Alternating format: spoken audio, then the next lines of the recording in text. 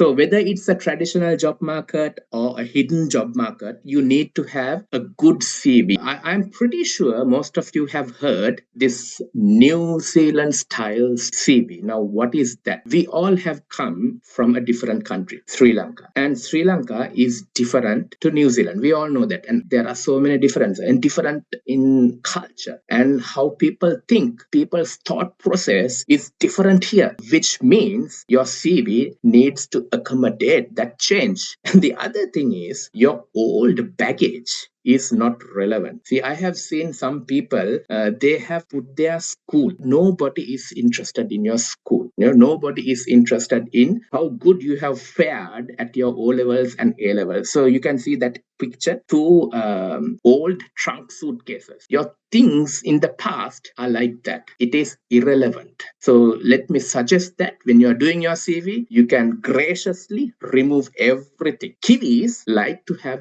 simple and short.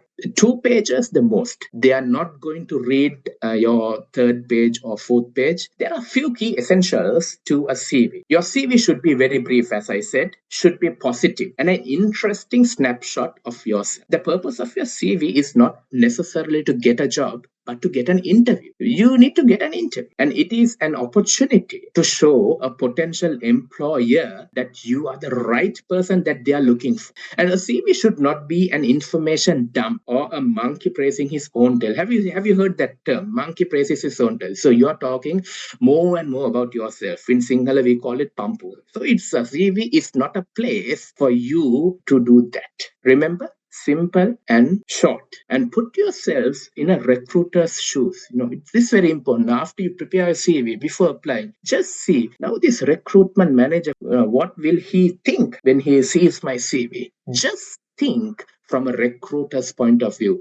Does this person have the skills we need? Is it worth calling for this fellow for an interview? That's what happens to most of us. You don't even get a call for an interview. Just see whether from a recruiter's point of view, okay, am I fit before you apply? And also, these are small things, but I consider it to be important. Formatting your CV. Just put it in a nice format, a nice template. Correct spelling. English is a very beautiful language, as well as it's very confusing. Sometimes if you misspell something, it will mean a totally different thing. And also punctuation. Try to put your full stops, your commas, your colons, your everything. Some people do consider those as well. And get your CV vetted by a friend. Now, what does that mean? Sometimes I know I have been applying and applying and applying. Nobody is calling me. Probably something is wrong with your CV. So I suggest to those people, try to get your CV vetted by a friend. Another pair of eyes seeing your CV will help sometimes. Moving on. So these are the key components of a CV. Name, contact details, skills and competencies, special features, work history, qualifications, interests, and referees. So we are going to pick one by one of these because CV is an important one. Name and contact details. So put your first name and surname. Don't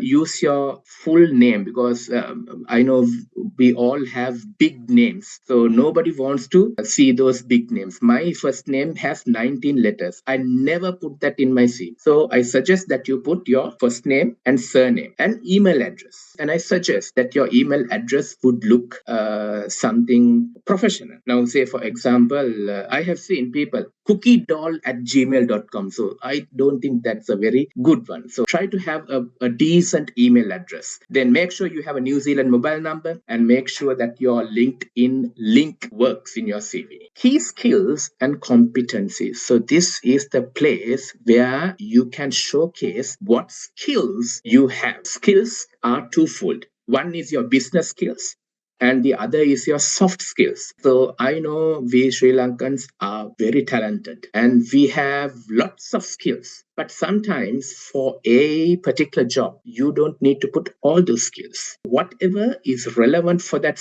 job, you put that. Example, you are applying for a payroll assistant role. So you don't have to put your business partnering skills there because it's not going to have any relevance. Special features. Now, see, I have put this, but not everyone will have this section. So if you have something like being a certified corporate trainer, or if you have any foreign awards which you have received or something like that. So you can mention that in your CV. Not everybody will have that. No pressure to include this. Moving on.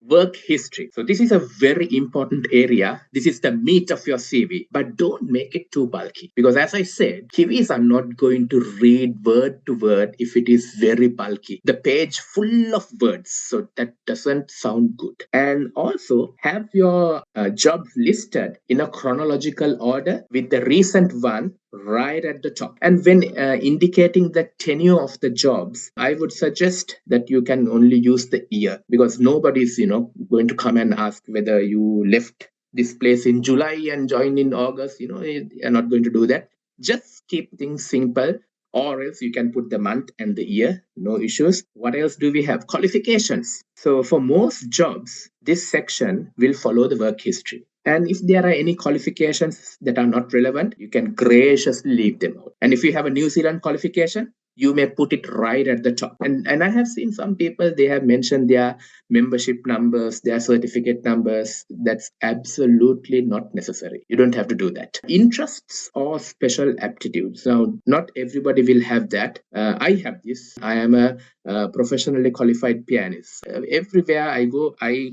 consider that and I put that. I distinctly remember when I was at an interview, that small sentence made a difference for me to get that job.